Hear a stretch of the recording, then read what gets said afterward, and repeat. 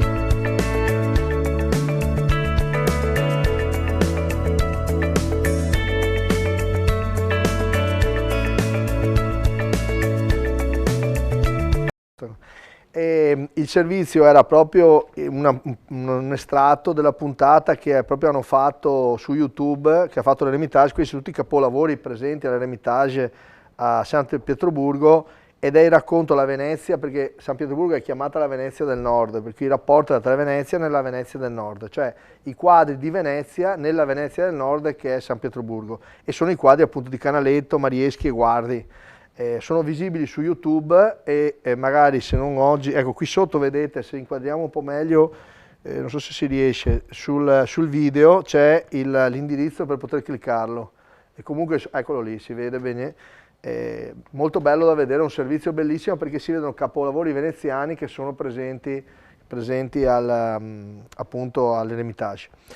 Ecco, adesso poi vorrei passare a un ricordo, e voglio ricordare Miro, di fatto Vladimiro Mazzucato, che è deceduto per coronavirus. Voglio ricordarlo perché è una bellissima persona e c'è un ricordo bello di Paolo Scantamburlo che voglio leggerlo intanto che facciamo vedere le fotografie. Un grande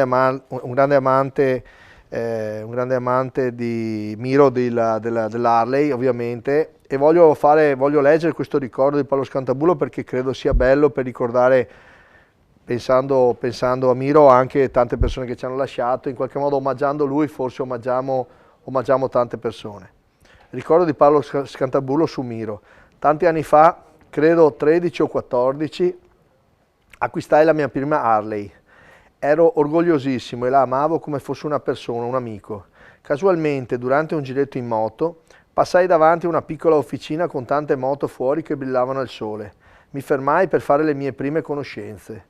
Mi venne incontro un signore, calvo, con un bellissimo pizzetto bianco, curato e pulito. Nonostante l'officina fosse, come si può intuire, sporca di olio e altri fluidi di cui non conosco il contenuto, iniziò così una grande storia di amicizia tra me e Mirio Senior, ma anche con Andrea, suo figlio, Junior.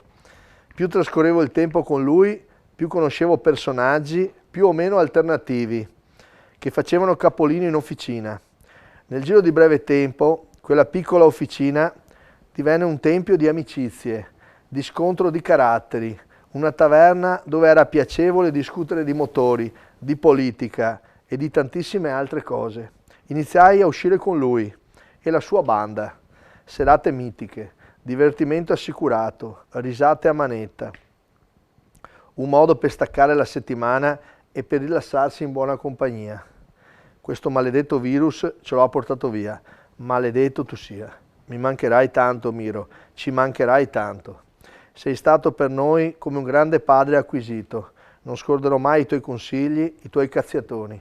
Per sempre, Miro, per sempre avrai un angolo nel mio cuore, come una piccola pianta da curare, e con le lacrime la annaffierò ogni giorno. Addio, amico mio, riposa in pace, ma sappi che per noi non morirai mai. Doc Harley. Ciao, Miro. Passiamo... Scusate, ma è un po' difficile, d'altra parte c'è un po' di tutto in questo periodo. Vabbè, cambio argomento e passo alla relazione della polizia locale di ieri. Ieri sono stati eseguiti 157 controlli e portano i controlli per un totale polizia locale a 2527 che abbiamo fatto. Abbiamo sanzionato ieri 25 persone. Ancora una volta dovete stare a casa, le norme sono queste e bisogna avere motivi urgenti per dover uscire e dovete avere le certificazioni. In totale abbiamo multato 69 persone e denunciate penalmente 60. Abbiamo ieri controllato 11 attività, nessuna denuncia, abbiamo denunciato invece una persona per altri reati. Su questo credo che sia il caso di raccontare un po', ringraziare quello che ha fatto la polizia locale, che stanno facendo tutte le forze dell'ordine. Vorrei anche ricordare oggi in particolare tutta l'unità cinofila. Vorrei ricordare Varus, che è il cane con cui, insomma, che adesso è stato anche celebre perché ultimamente ha fatto anche delle ultime azioni insieme con tutta la squadra.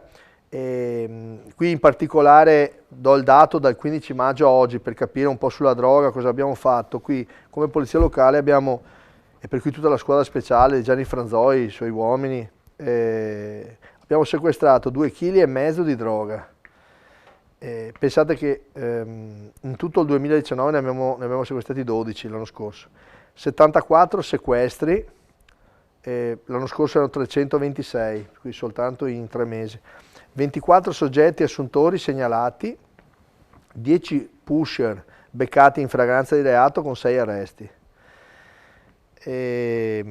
Insomma, grazie alla polizia locale, grazie ai giovani che tutti i giorni continuano i servizi ordinari oltre all'emergenza. Su questo va segnalata una ordinanza che è venuta fuori da poco qualche ora fa della Regione Veneto, che in qualche modo limita ancora di più, in certi casi sembra quasi un divieto, nel senso che bisogna ottemperare con dei paletti e delle prescrizioni ancora maggiori per i mercati all'aperto, i mercati in generale. Allora noi ho dato mandato alla Polizia Locale e ai nostri uffici del commercio per ottemperare in maniera rigorosa a queste nuove norme di ulteriore limitazione dei mercati, e stiamo appunto in tutti i modi dando il modo di capire come ottemperare, potendo comunque garantire la fruibilità di mercati di Rialto, di Mestre, di Marghera,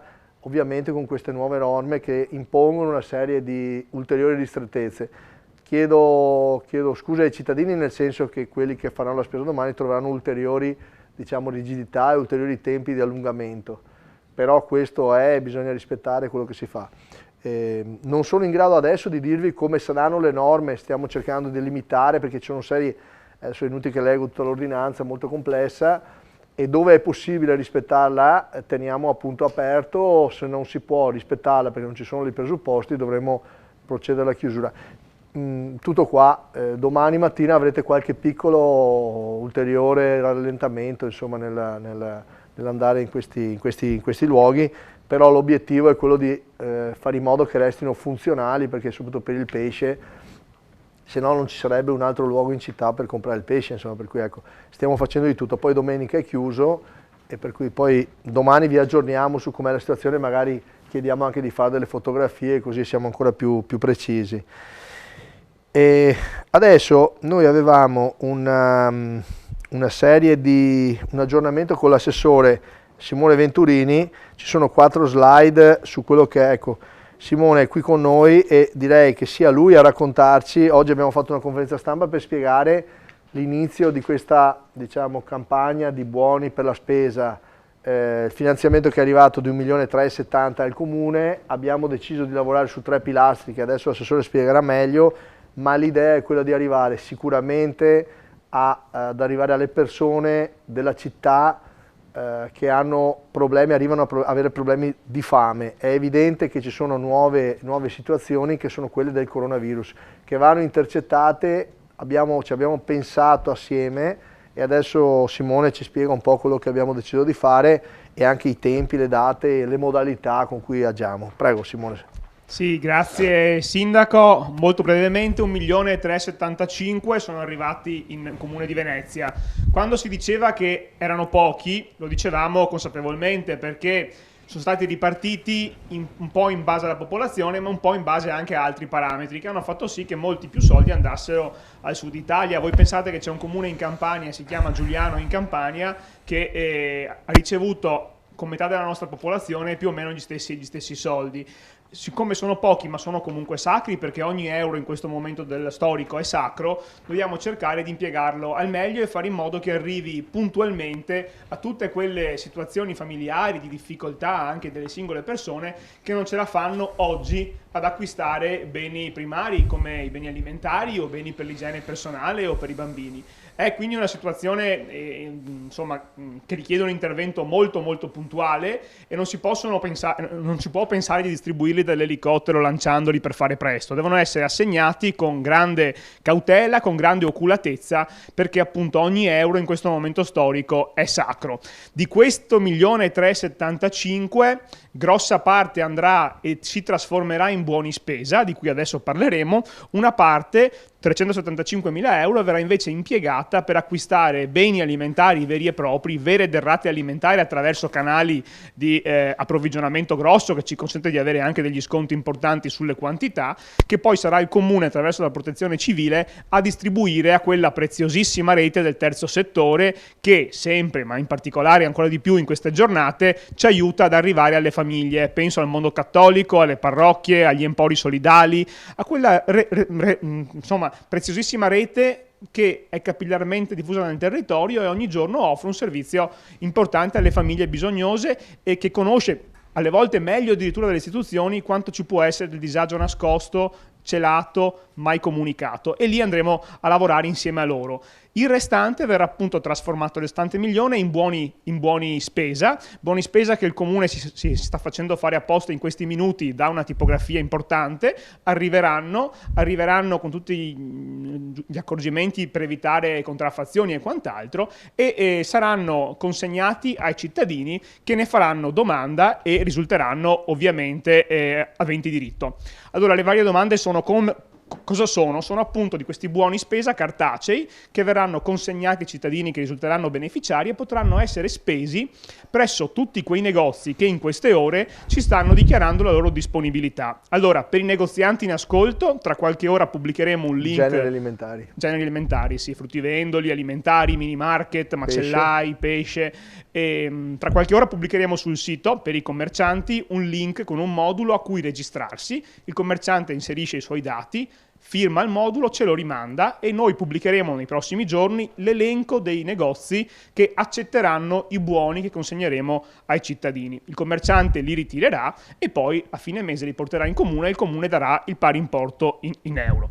Mentre per il cittadino come può fare richiesta? Allora, lunedì a ore 12, dalle ore 12 fino a martedì 14 aprile alle ore 12, quindi una settimana e un giorno, sarà operativo un link sul sito internet del comune, molto semplice, non è richiesto lo SPID, non sono richiesti ISEE né certificazioni di alcun tipo, appunto perché siamo in emergenza e bisogna essere veloci e molte persone possono non avere una dimestichezza particolare con l'informatica. Ci si connette a questo sito, compare un modulo da compilare online, basta avere il codice fiscale, inserire qualche dato sul nucleo familiare, numero di figli, numero di persone che abitano in casa e dichiarare di essere in possesso di alcune condizioni.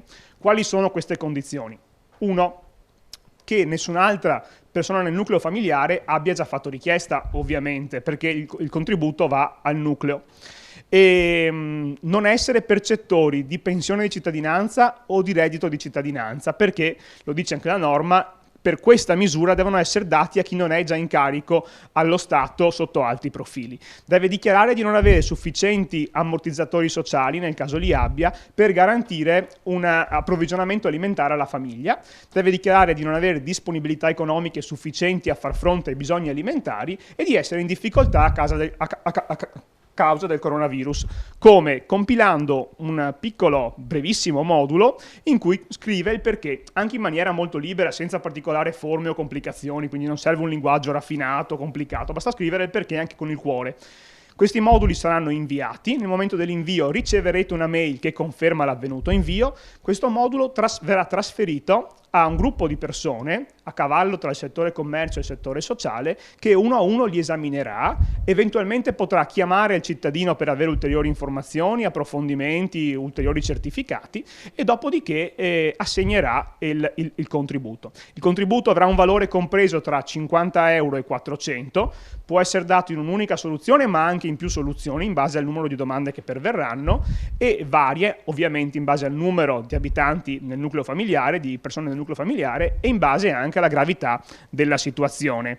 E una volta ricevuti questi buoni avranno una scadenza temporale entro la quale devono essere spesi e possono essere spesi, come dicevo prima, presso gli esercizi commerciali aderenti all'iniziativa, che saranno tutti i supermercati, fruttivendoli, macellai.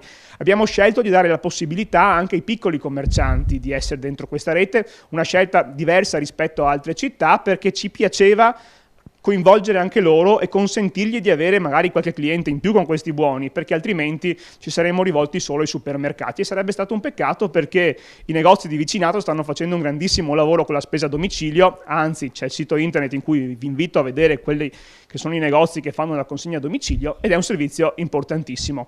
Non preoccupatevi, però attenzione, non serve fare le corse lunedì sul sito, non siamo l'INPS che fa il click day, siamo il Comune di Venezia e quindi avete una settimana di tempo. Non è che chi arriva il lunedì a ore 12.01 ha un punteggio in più rispetto a chi arriva il martedì alle 11 prima della chiusura. Quindi con tutta la calma del caso riordinate le idee, pensate bene a cosa scrivere, raccogliete tutte le vostre idee e poi compilate il modulo senza alcuna fretta di arrivare per primi, non cambia niente. gratuitamente. Fino a martedì alle ore 12 potete fare domanda attraverso poi i siti e il link che pubblicheremo sul sito internet. Ovviamente per ogni informazione dopo lunedì potrete chiamare il Dime, chiedere le informazioni e verrete richiamati. Bene, mi sembra abbastanza chiaro, poi comunque siamo qua per dare tutti i chiarimenti, su Dime ci sono i chiarimenti, ovviamente ai commercianti diciamo, la federazione, le grandi catene avevano chiesto che ci fosse un automatismo anche di un ulteriore, diciamo, come posso dire, contributo di solidarietà al comune di un 10% dei buoni. Se lo vogliono fare lo possono fare liberamente, lo stessa cosa vale per i commercianti, se volete allungare mezzo chilo di frutta in più alla persona o decidete la liberalità, ben volentieri. Magari se riusciamo anche a scrivere il numero del conto che abbiamo aperto, magari dopo se riusciamo a metterlo in linea, eccolo qua, c'è il conto corrente bancario che abbiamo aperto come comune, se volete fare delle donazioni liberali, appunto citate poi le coordinate, adesso questo coordinate emergenza Covid-19 ha anche, mi sembra, un vantaggio fiscale questo tipo di liberalità e magari ci torniamo su questa questione, chiaramente anche questo sarà rendicontato tutto con molta precisione e lo teniamo aperto proprio sappiamo già di persone che hanno già raccolto dei soldi, abbiamo detto aspettate, non date soldi a nessuno, questo è il conto ufficiale del comune. Per cui questo è il conto che poi andrà distribuito per le persone che avranno bisogno e sarà tutto rendicontato. Il resto sono sempre solidarietà libere che si possono fare, ma di cui io non posso essere in qualche modo responsabile. Qui sicuramente siamo certi che verrà gestito in maniera trasparente, ovviamente, perché è tutto pubblico. Ringrazio già chi ha raccolto del denaro, chi ha fatto delle collette e così via, oppure privati che vogliono darci una mano. Questo è il codice, noi chiaramente poi questo lo distribuiremo alle persone che possono avere bisogno nelle modalità, perché il tema che ci siamo posti un po' tra tutti quanti noi è quello che arrivino delle risorse veramente anche, fra virgolette, a delle nuove povertà, che non sono collegate a una povertà così estrema e immediata, ma che può diventare estrema nel momento in cui l'economia, come noi purtroppo abbiamo il sentore che avvenga, potrà colpire molte persone. Noi siamo molto preoccupati della filiera turistica e quando dico la filiera turistica intendo non soltanto evidentemente gli alberghi, i ristoranti, i loro dipendenti, ma anche e soprattutto tutte quelle professionalità, quelle persone che venivano chiamate per la stagione, venivano assunte per la stagione, che avevano fatto anche dei programmi di vita di un certo tipo e che magari non riusciranno a essere assunte quest'anno, poi col rischio poi di non poter godere neanche della disoccupazione. Per cui abbiamo chiesto al governo e continuiamo a dire che la cassa integrazione, la cassa in deroga soprattutto, per il settore del turismo, la filiera del turismo, venga almeno concessa per 12 mesi, purtroppo non è assolutamente sufficiente per 9 settimane. Dai conti che abbiamo fatto noi, e lo dirà l'INPS, dovranno finanziare di più, perché nella manovra dei 25 miliardi hanno messo 5 miliardi per la cassa integrazione e le casse in deroga. Noi crediamo che il valore sia almeno di 10 solo per finanziare quelle, diciamo, temporanee. Pensavano di fare un click day, lì ci siamo ovviamente opposti in tanti, l'INPS a quel punto ha deciso di accettare tutti. Credo che i conti adesso staranno facendoli, ma però coprire i 9 mesi può andare bene per il periodo produttivo, che se sblocchi, perché bisogna sbloccare sta cosa, perché adesso vediamo i costi stanno crescendo in maniera esagerata, non ci si può gestire pensando di proteggere tutti. È una bellissima frase, è una bellissima cosa, ma bisogna far sì che prima di tutto la gente non diventi disoccupati, dobbiamo mantenere le imprese, le fabbriche, i posti di lavoro, tutto quello che ha, se vuoi anche al minimo nel momento in cui la sanità ancora non ci consente di cominciare, ma il piano della riapertura va assolutamente predisposto e soprattutto questo grande piano che il ministro Gualtieri ha annunciato già ieri su un grande quotidiano, che noi già abbiamo reso noto, di 500 miliardi di liquidità diventa essenziale come priorità su qualsiasi altro poi ragionamento, perché la liquidità è quello che rischia di inceppare il sistema, cioè per cui sicuramente faremo il punto, ascolteremo, come abbiamo ascoltato l'elenco appunto di tutte quante i numeri della gravità sanitaria. Temo che i numeri della gravità economica, se non facciamo delle operazioni immediate così, diventeranno veramente molto molto pesanti, per cui ci appelliamo proprio alla velocità, non solo alla velocità. A proposito di questo, quindi ti ringrazio. Grazie, Luigi, grazie. Poi Simone magari teniamo facciamo aggiornati, facciamo il punto sulle persone. Lunedì a ore 12, lunedì 6 a ore 12. Una settimana fino a martedì 14 a ore 12. Dime. Su Dime, esatto, Comune di Venezia. E se avete qualche bisogno, non avete capito bene, 041 e vi diamo i dettagli su come entrare in Dime nel portale, è tutto molto facile, insomma siamo qua per dare più chiarimenti di tutto, più possibili, insomma. Buona giornata. Grazie Simone. Bene, adesso io direi abbiamo un ospite oggi importante che è il presidente della Confartigianato. Prima di introdurlo qua in studio lancerei due video che sono due piccoli video di due aziende iscritte a Confindustria ma che introducono il tema dell'economia, il tema della preoccupazione degli imprenditori, il tema del lavoro. E poi assieme al nostro ospite affronteremo invece un po' i temi, anche sentiamo cosa ne pensa lui, persona che conosce molto bene il nostro territorio. Mandiamo questi due contributi, intanto facciamo accomodare l'ospite. Buongiorno, sono Mirko Viotto, amministratore delegato dell'Elettromeccanica Viotto. Siamo un'azienda di Sannona di Piave che opera nel settore elettromeccanica.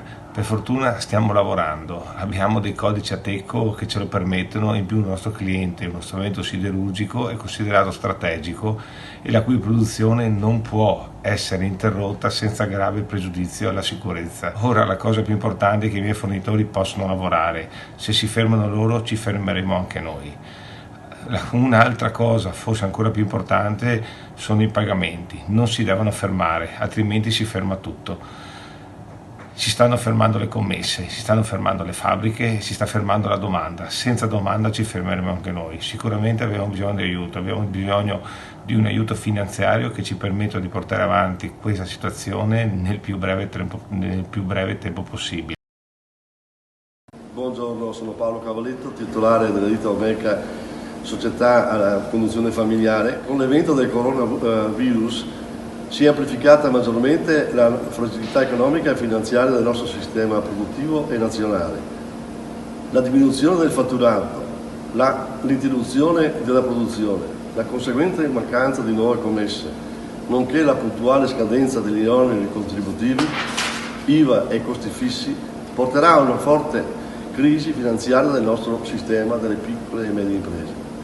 Serve da subito un decreto legge per la sospensione e il pagamento di tutte le imposte a carico delle aziende, oltre che una sensibilizzazione delle banche affinché si promuovano nei confronti delle aziende e una sensibilizzazione anche delle grandi società che devono pagare i propri fornitori, di puntualizzare in questo senso. Pagate i vostri fornitori, perché anche questo ci aiuta a poter guardare avanti, altrimenti non c'è futuro. Grazie. Ecco, come vedete il nostro ospite Massimo Zanon, erroneamente ho detto, ma è il presidente di Confcommercio Venezia, una persona che conosco da molti anni, che ha molta appunto conoscenza del territorio e per cui lo ringraziamo molto di essere qui. Grazie a voi. Ecco, io partirei da un po' di dati, partirei dalla produzione industriale per inquadrare un po' il tema più generale, per poi ovviamente fare un focus specifico sul commercio. Noi abbiamo dei dati che ha dato ieri l'ufficio centro studi di Confindustria, che sono sull'effetto della produzione industriale, che è drammatica perché in marzo cala del 16,6%, non è mai successa una roba del genere, cioè ci riporta a 40 anni fa, cioè andiamo su situazioni veramente da paura. Pensate che marzo cala del 9%, ma se lo calcoliamo sul marzo dell'anno scorso, se invece guardiamo rispetto al mese precedente andiamo una discesa marzo su febbraio del 16,6% di calo, lo vedete anche dalla grafica. È oggettivamente una situazione, da ieri, voi sapete, insomma, da ieri l'altro è stata prorogata la chiusura delle attività produttive fino al 13 aprile, e qui evidentemente i dati, insomma, noi li continuiamo a dare perché il blocco di queste numerose attività produttive, l'azzeramento dei flussi turistici, eccetera, eccetera, rischia di avere un impatto realmente pesante. Insomma, siamo a minimi che non avevamo mai visto e probabilmente la situazione è pure peggio del 2008.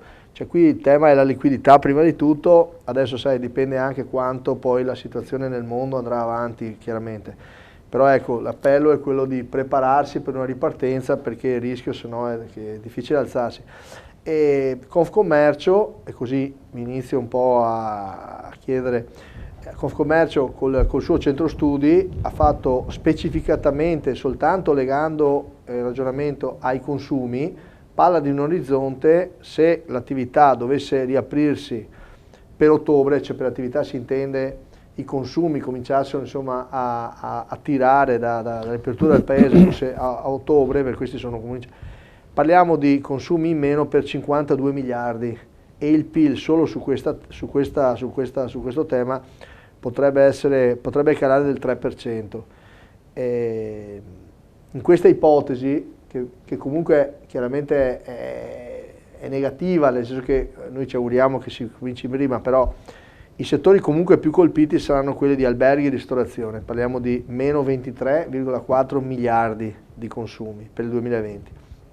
Nei trasporti e per l'acquisto degli autoveicoli è un dramma in questo momento, se il turismo è a zero i trasporti sono a meno 80% e perderebbero 16,5 miliardi. La cultura e il tempo libero meno 8,2, l'abbigliamento meno 6 miliardi. Ecco, questi sono i dati. Massimo, cosa possiamo dire? Sono dati che tendenzialmente non saranno in futuro così piccoli, saranno ancora peggiori, perché nel frattempo questo allungamento che è stato dato per riprendere un minimo di attività verrà ulteriormente a far mancare i consumi e ancora di più andrà a far mancare la possibilità che da parte del nostro mercato di riferimento per la gran parte del nord Italia, e cioè il mercato europeo, possa in qualche modo dare un suo contributo.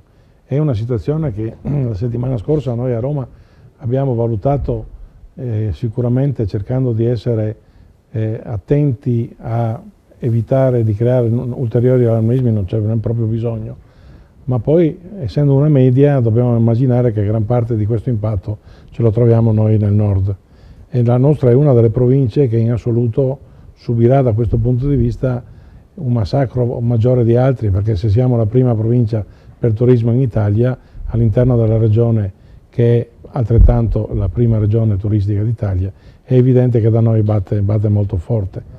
Le soluzioni quindi di trovare una possibilità di rilancio la dobbiamo con un po' di ottimismo immaginare comunque un anno da buttato via, un anno che chiediamo da imprese, lo chiediamo però non come settore ma come qualsiasi impresa, che deve essere salvaguardato da una liquidità che deve essere data a tutti, a imprese e anche a lavoratori, e che lo Stato, diversamente da far un aiuto a pioggia a fondo perduto, che non ha la possibilità di farlo perché così non accontenterebbe nessuno, faccia un'operazione che ci dia la garanzia che magari poi noi nell'arco di 15, 20, 30 anni, dipende anche il tipo di attività e il tipo di risorse che uno ha bisogno di farsi prestare, le ritorniamo da galantuomini come siamo sempre stati, non credo solo i veneti in questo caso, ma tutto il paese. Però è certo che se ragioniamo come è sempre stato finora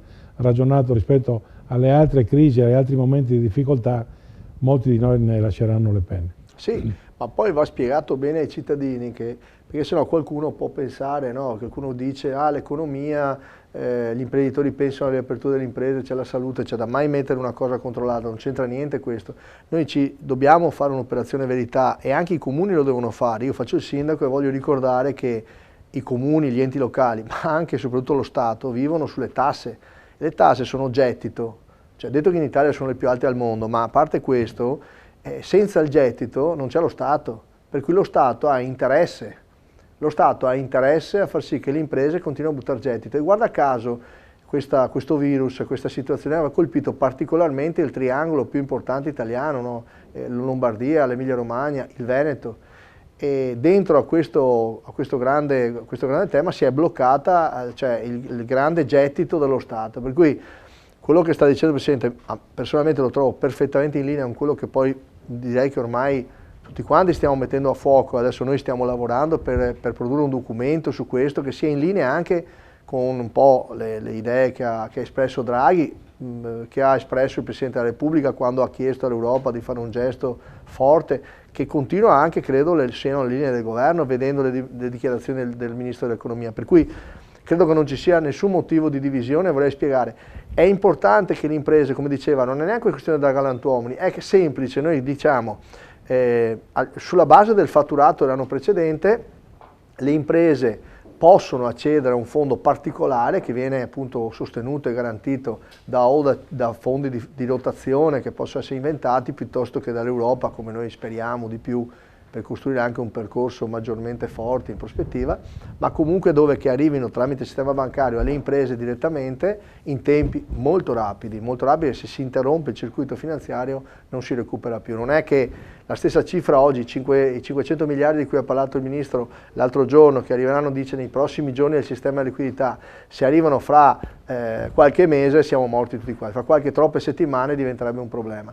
E allora qual è il tema? È che l'impresa possa approvvigionarsi di queste risorse con una liquidità che poi ne farà un uso a breve, cioè paga i fornitori senza dover avuto nessun incasso, perché per fare semplice, un ristorante che ha il salami, il formaggio in frigo, stanno arrivando adesso le ricevute e quelle quando le ha comprate ovviamente aveva un certo tipo di situazione. Oggi i formaggi sono in frigo, sperando non vadano a male, o i salami sono in frigo e vanno pagate le ricevute. Se non vengono pagate le ricevute, chi ha prodotto il salame o chi ha prodotto la manutenzione dell'affettatrice o ha sistemato le porte, a sua volta si trova in difficoltà. Ecco perché abbiamo bisogno di iniezioni di liquidità. Per cui le imprese possono assumere questi soldi che vengono messi su un conto dell'azienda specifico e anche magari segnati in bilancio con delle poste particolari, che possono essere, come diceva adesso il Presidente della Confcommercio, vengano restituite magari in 20 anni. Sono diciamo mutui di guerra, ma per capirci, insomma, ecco, dove c'è una garanzia dello Stato che nel caso il commerciante o l'imprenditore non fosse in grado è comunque garantito, per cui nessuno fallirebbe. Fa parte questo di una soluzione che è stata prospettata ormai da tutti ed è un'economia particolare. Questo ci consente, pur subendo danni incredibili dal punto di vista economico, quelli non li porta via nessuno, ma finanziariamente restano in piedi le imprese. E possiamo immaginare di continuare a pensare ad avere uno Stato, perché il rischio, se no, a un certo momento sono di ben altri tipi, insomma, rispetto, ecco perché dico, insomma, sottopongo questa valutazione a tutte le persone che credono che questi siano discorsi così. Sono cose molto molto importanti e tutti gli imprenditori e le imprese lo sanno. Quando il Presidente diceva dobbiamo tutelare tutti, si intende anche i lavoratori. Quando parlo della cassa integrazione e della cassa in deroga, ci riferiamo a tutti quei settori che la cassa non ce l'hanno, a tutte quelle persone che sono disoccupati ma che sapevano che avrebbero iniziato a lavorare nella stagione turistica e che adesso, finita la disoccupazione, quella normale, che avevano quasi a rotazione, non trovano un altro impiego perché si è fermato il mercato. Quelle persone vanno tutelate e vanno garantite. Presidente. Non c'è dubbio, è esattamente la stessa medaglia che si deve girare dalla parte opposta, ma che non permette alle imprese di aprire e quindi di assumere, ma chi è normalmente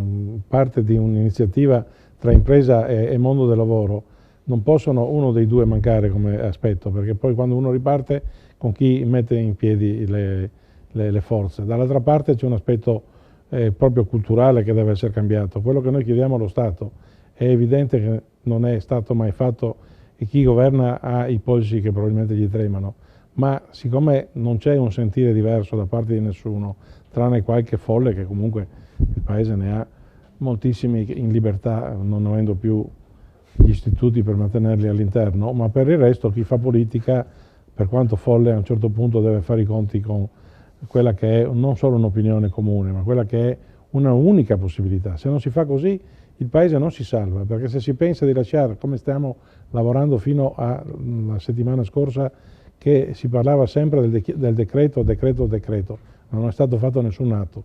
Cassa integrazione sì, ma la cassa integrazione non si sa come portarla fuori. Si parlava fino a 2 giorni fa dei 600 euro per azienda o per il professionista, che poi il primo giorno era irraggiungibile il sito dell'INPS. Allora non facciamo polemica, non è questo l'obiettivo. Il problema è che se si ragiona come si è sempre ragionato, la sconfitta per tutti lo Stato per primo e completa. Se invece si vuol fare un'azione, che tra l'altro ce l'ha data come strategia l'ex Presidente della Banca Europea Draghi, ma che poi stranamente, io questo lo riconosco come un cambio epocale di dialettica da parte del Presidente della Repubblica, che di solito non dice mai due parole per sbaglio, questa volta si è pronunciato nello stesso modo. E quindi sono non ottimista, ma nello stesso tempo sono consapevole che se tutti insieme cantiamo un'unica canzone, a differenza di quello che è stato poi un altro dei grandi limiti di questa nostra Italia, cioè che siamo troppo divisi anche a livello del mondo del lavoro, anche a livello del mondo delle imprese, pensando che qualcuno può avere più vantaggi. A questo punto i vantaggi ce li portiamo a casa o tutti insieme o non li porta a casa nessuno. Una squadra, o si vince o si perde, ma si perde e si vince tutti insieme. Presidente, una parola di ringraziamento per quei commercianti che ancora oggi tengono aperto, spesso certe volte anche non guadagnandoci, e poi anche dando quella parola di conforto, quel sorriso anche dietro le mascherine, insomma. Io trovo facile difendere la mia categoria, però vorrei farlo in un contesto più ampio. Innanzitutto voglio fare i complimenti a voi perché state facendo delle cose che probabilmente siete degli apripista anche per gli altri comuni che possono nei singoli territori, utilizzando i mezzi che oggi sono di facile anche possibilità di trovare, per dare in qualche modo un segnale nuovo nel momento della disgrazia, della disperazione, dove molte famiglie stanno perdendo i loro cari senza avere neanche la possibilità di salutarli con l'ultimo saluto. Noi facciamo un lavoro che ci viene spontaneo, per chi può tenere aperto, mettere sulla mascherina è già una forzatura perché è il contatto umano, è il valore della persona prima del prodotto stesso che vende, che normalmente noi poniamo come al centro dell'attenzione. La riscoperta dei piccoli negozi dovrebbe far riscoprire anche da parte dei giovani che c'è la possibilità di trovare le stesse cose che si trovano un po' dappertutto, ma con un valore aggiunto che è quello dell'informazione, della persona, del scambio della parola, in qualche modo di un punto di riferimento che si può trovare non oggi e neanche domani, e possibilmente a due passi da casa senza dover ricorrere ai mezzi di locomozione che anche quando ci sono in ogni caso sono un incidere su uno stile di vita che dovremmo recuperare un po' meno spendaccione e meno inquinante. Senza voler per questo dire che quella è la formula migliore. Il mix tra grande e piccolo ci deve essere, ma l'attenzione che lo Stato non ha fatto negli ultimi 20 anni per mantenere questo equilibrio oggi la ricercano i cittadini e noi l'abbiamo sempre difesa. Non siamo l'associazione dei piccoli, siamo l'associazione di chi deve rimanere sul mercato. Confcommercio rappresenta circa 700.000 imprese in Italia, ma non sono solo le piccole, sono anche le grandi. Per esempio stamattina è arrivata una mail a tutto il mondo dell'alimentare, grande o piccolo che sia, ma che è iscritto al sindacato FIDA, che anche lui si faccia carico, come la grande distribuzione, di uno sconto per chi viene a fare i buoni spesa, che possono essere del 10, del 15%, proprio nell'interesse di essere ancora attenti, non nell'aumentare i prezzi come qualcuno oggi segnala, e ci sono dei segnali singoli che può succedere, ma perché noi pensiamo non solo all'oggi ma anche al domani. Noi abbiamo fatto le verifiche come polizia locale e facciamo molte verifiche, l'ho detto anche oggi, ogni giorno, e devo dire che noi abbiamo riscontrato una grande correttezza nei prezzi della catena distributiva. Nessuno se ne è approfittato, il ladro c'è sempre, ci mancherebbe, ce l'abbiamo tutti quanti, ci mancherebbe, però veramente va riconosciuto una grande compostezza e anche l'attenzione a tutte le norme in maniera più rigorosa, le misure, le distanze. Ci siamo aggiornati continuamente, anche se c'è stata fatta anche molta confusione dal punto di vista comunicativo, però abbiamo cercato tutti quanti di seguire le disposizioni. Anche qui si vede, secondo me, l'importanza di una categoria e comunque di un'associazione che riesce a fare anche delle comunicazioni. Noi, devo dire, come anche istituzione pubblica, sia come città metropolitana che come comune, troviamo nelle associazioni di categoria un grande riferimento per dire come ci sia anche da studiare che nel virus, nel momento che nessuno ci aspettava, magari riscopriamo anche il senso delle cose, cioè ci sono anche delle cose positive che vanno prese. Abbiamo capito l'importanza della tecnologia, sappiamo valutare se e quanto dovremmo migliorarci, cioè se noi insomma, adesso dobbiamo ovviamente seguire gli eventi giorno per giorno, ma nel frattempo questa memoria, questa esperienza che tutti non volevamo certamente passare, ma che comunque siamo costretti a vivere, ci può veramente migliorare. Io sinceramente dico, vedo non so come dire, un'amicizia. Abbiamo fatto, per esempio, abbiamo iniziato questa, non so se abbiamo la slide, su Dime abbiamo fatto questo elenco libero, volontario, per poter fare in modo che ogni esercizio commerciale potesse inserirsi per spiegare alle persone chi fa la spesa a casa, chi può portare la spesa a casa, chi fa anche solo le prenotazioni in certi supermercati che non avevano la possibilità di fare la consegna a domicilio per vari motivi, però hanno dato un servizio, abbiamo scritto tutto qui dentro perché volontariamente uno si può iscrivere, è aperto a tutta la città metropolitana, l'abbiamo fatto col Comune di Venezia ma non cambia, è sempre aperto a tutti, per cui lo diciamo a tutti, chi vuole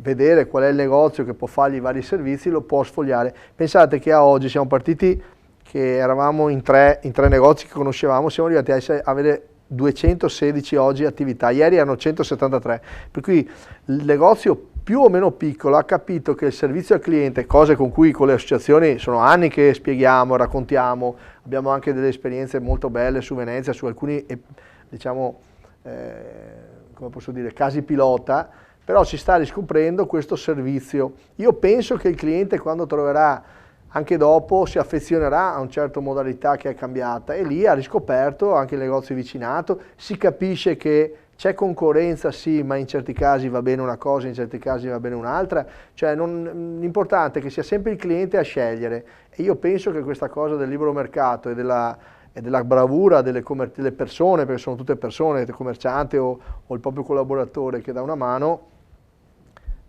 sia un bel orgoglio, penso anche per voi, no, Presidente? Noi ci siamo mossi in questo modo, grazie al sito vostro abbiamo fatto immediatamente in tutti i comuni della provincia la richiesta di chi già sta facendo o voleva iniziare a fare quel tipo di servizio, e li abbiamo segnalati subito. Nel frattempo anche noi ci stiamo come categoria, ma per motivazioni diverse, per cercare di mettere in rete il singolo cliente con il punto vendita, facendo un'innovazione proprio nel campo digitale, e tra non molto ne verrete a conoscenza, perché è evidente che c'è l'aspetto anche che potrebbe rimanere quasi uguale tra chi è a casa che ti vuole chiedere delle informazioni e chi è dietro il banco che può consigliarti un prodotto piuttosto che un altro, in maniera del tutto visiva, per cui non solo a parola, ma uno vede, non tocca ma vede.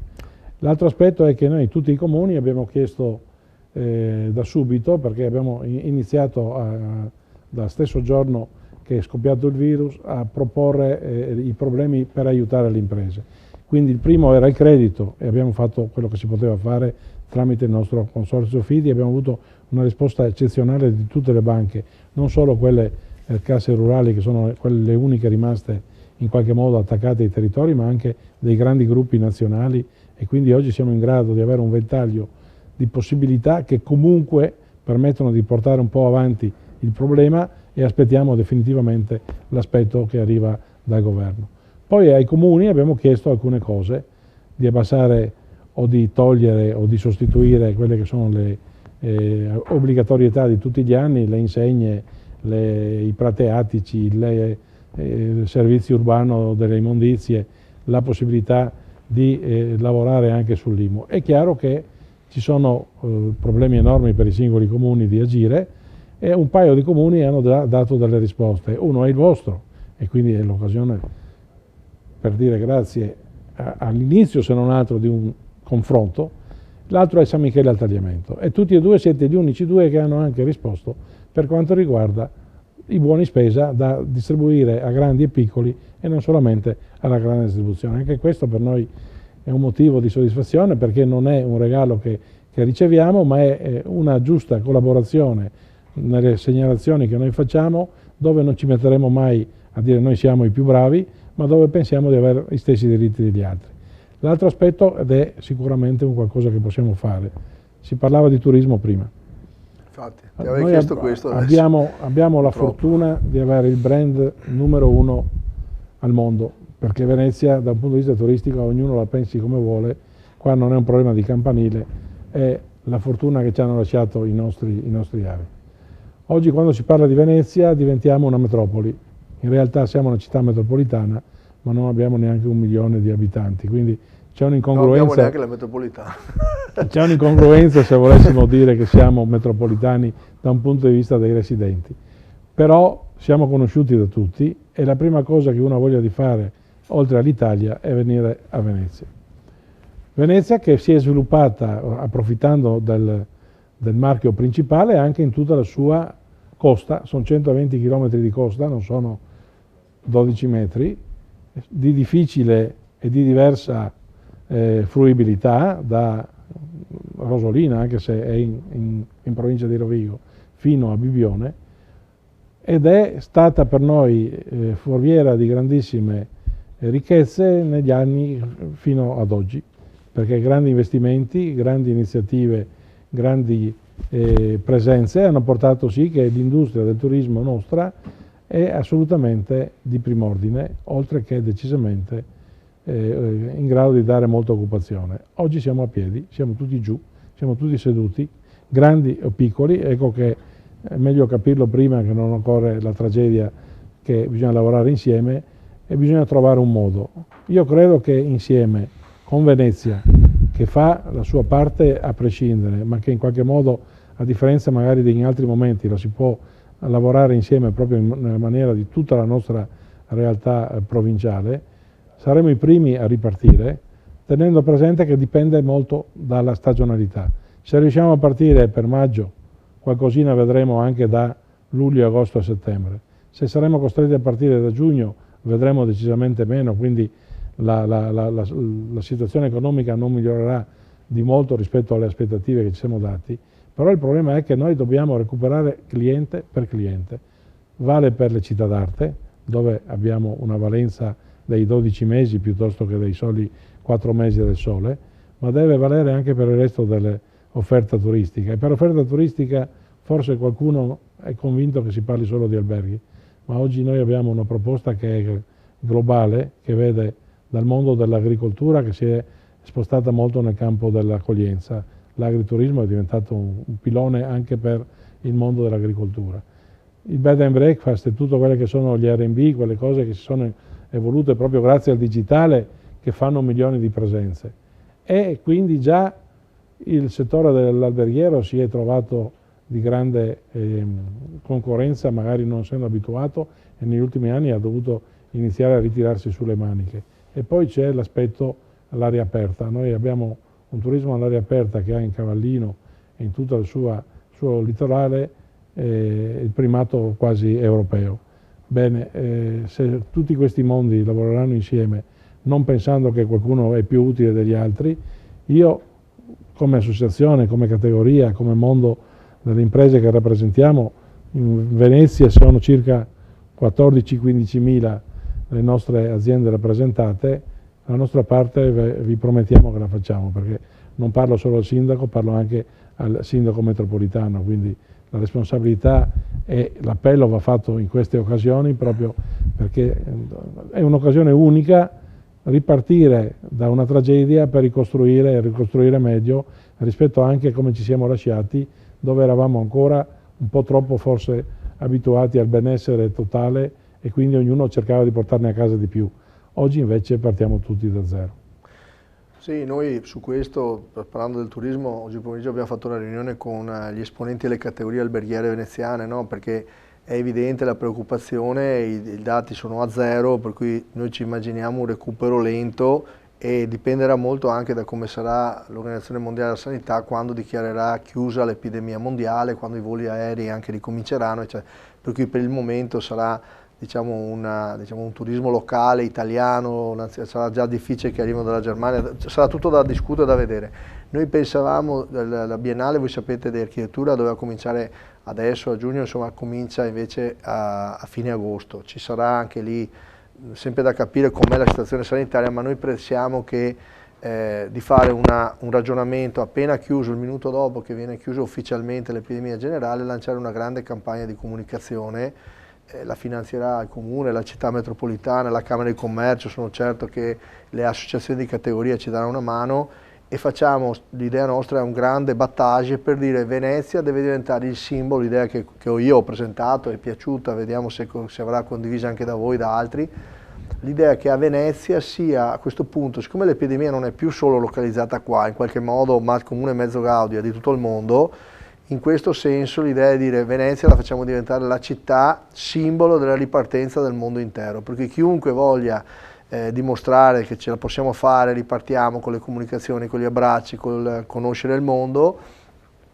lo facciamo come simbolo a Venezia, per cui l'idea è chiamiamo star internazionali, amici di Venezia da sempre, di tutto il mondo, cantanti, attori, personaggi di tutto il mondo che dicano effettivamente o che vengano proprio anche a Venezia a testimoniare questa ripartenza. Dobbiamo lavorarla bene, però farla iniziare prima della chiusura dell'epidemia diventerebbe un non senso e addirittura controproducente.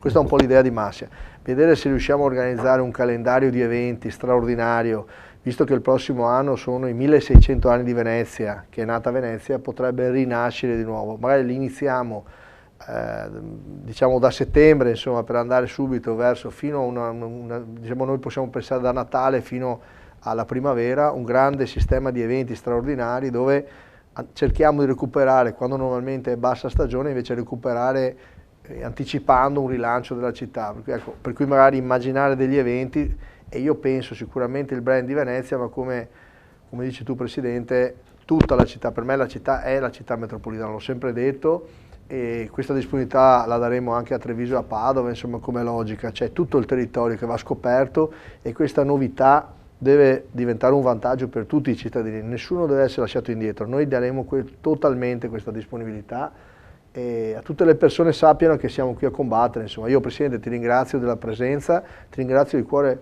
per tutto quello che rappresenti tutti questi commercianti di ogni genere, insomma di ogni estrazione con grandi voglia di fare. Vogliamo ricordare tutti quelli che hanno i negozi chiusi che evidentemente sono preoccupati, sappiano ecco, che anche per decreto se uno deve andare a visionare i frigoriferi piuttosto che il sistema d'allarme eccetera lo può fare perché è una delle situazioni di necessità che sono contemplate, lo dico perché per chiarezza, perché alcuni magari, ecco, perché poi con le attività chiuse devono anche seguire anche le vicissitudini, però penso che siamo e saremo più uniti, avremo un periodo duro ma potremo diventare più forti, per cui questo è il nostro augurio insomma.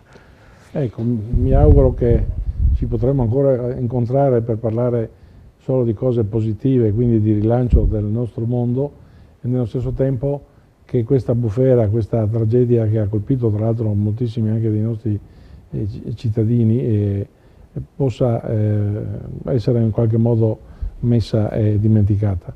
Nello stesso tempo pensando sempre che come è arrivata dovrebbe tornarsene via, quello che stanno facendo tutto quel mondo da parte nostra merita un ringraziamento, perché qualcuno di noi oggi offre al mondo sanitario la vacanza in qualche località di mare. Noi pensiamo che queste località dovrebbero offrire a tutti una vacanza, ma la forza così economica non c'è. Ma un po' alla volta inventando ulteriori iniziative, credo che da parte del cittadino, da parte di chi ha impresa, da chi ha famiglia, che poi è il nostro primo nucleo su cui ci si fonda, beh, non c'è dubbio che dovremmo sempre dire grazie a chi opera in un ambiente così difficile e ad alto rischio. Dall'altra parte io sono consapevole di una cosa, che la possibilità che abbiamo oggi di dire quello che pensiamo e di trasformarlo da chiacchiere in fatti spetta molto a noi e quindi ognuno di noi deve fare la propria parte. Non c'è dubbio, abbiamo detto una volta che i veneti si inginocchiano soltanto per pregare, perché per il resto si vedrà ed è anche un'occasione per i giovani per mettersi in gioco, insomma. Ma ne riparleremo e come, sarà un percorso comunque che non dimenticheremo e che penso potrà servire a noi anche per crescere, per migliorare, per capire dove abbiamo sbagliato, per non fare gli stessi errori, ma questo è il bello della vita, tutto sommato, che ci propone sfide continue ogni volta.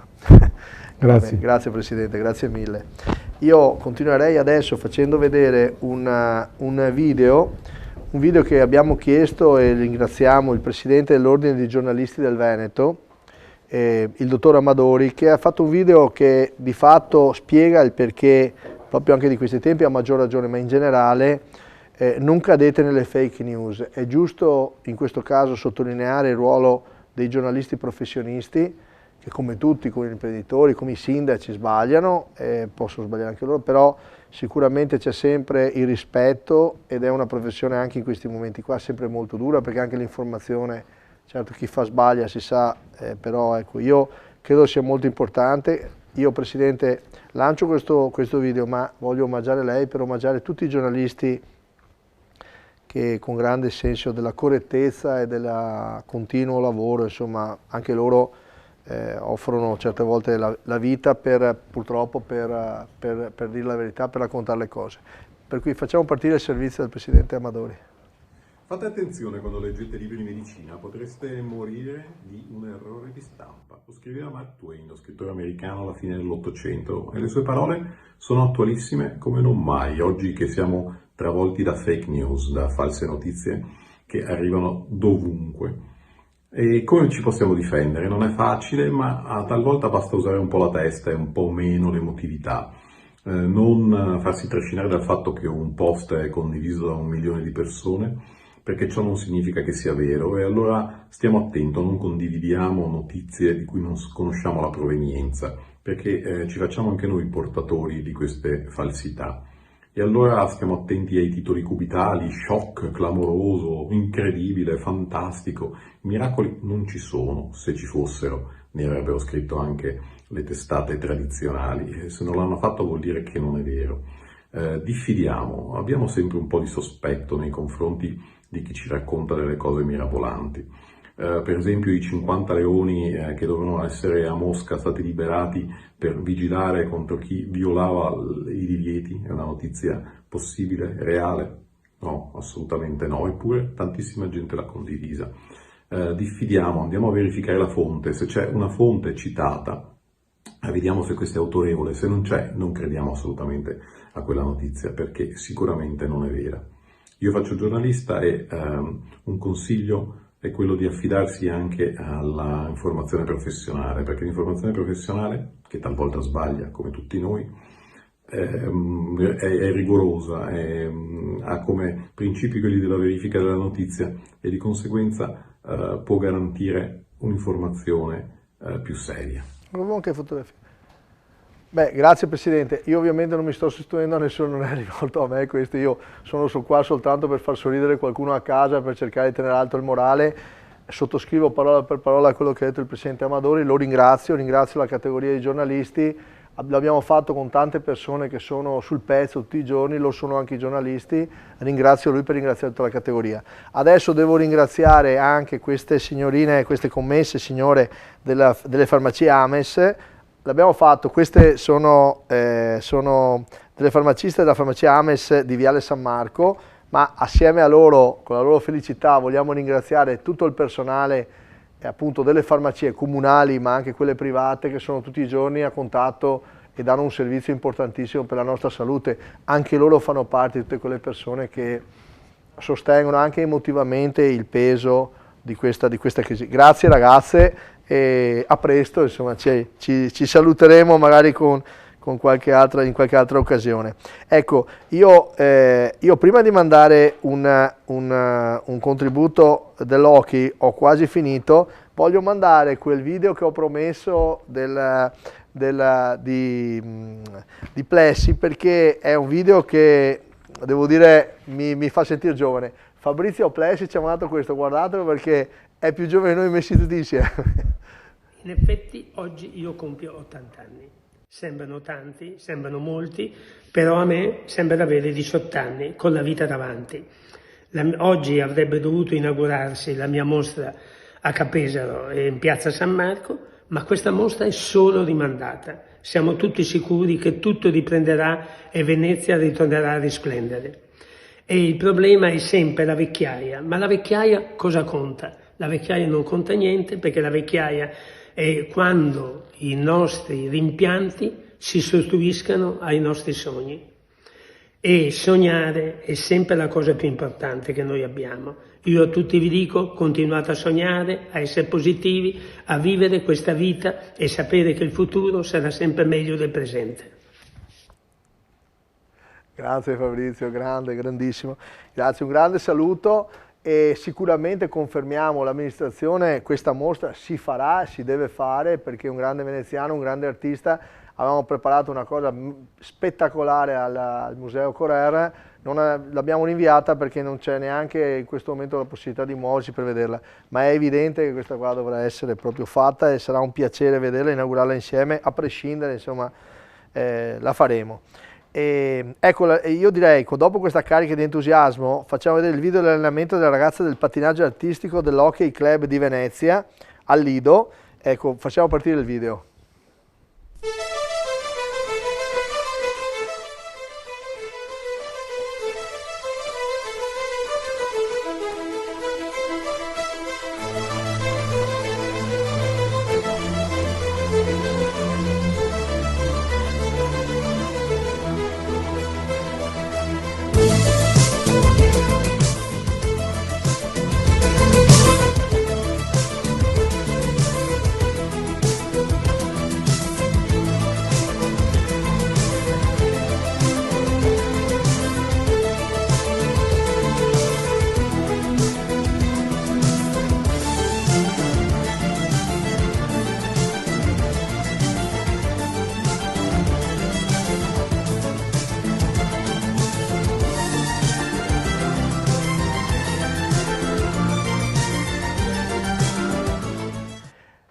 Grazie per i sorrisi alle ragazze dell'Hockey Club Venezia, società del Lido di Venezia. E abbiamo finito anche per oggi, sono stanco molto, estremato, vi chiedo scusa della lunghezza. Questa trasmissione va sempre in diretta su Facebook, sui nostri canali, ma anche sul digitale terrestre il 71 o il 191 per vedere Tele Venezia. Abbiamo scoperto che c'è anche il 191, non solo il 71. Tele Venezia, diretta alle 4, lo facciamo anche domani che è sabato, lo facciamo anche domani l'altro domenica, finché c'è questa emergenza continuiamo, andiamo in replica alle 8 di sera, alle 23:30 e alle 8 di mattina, vi teniamo sempre, l'importante è tenersi in forma più che possiamo, teniamo duro e prepariamoci a ripartire, bisogna cominciare a pensare a ripartire. Buona serata a tutti.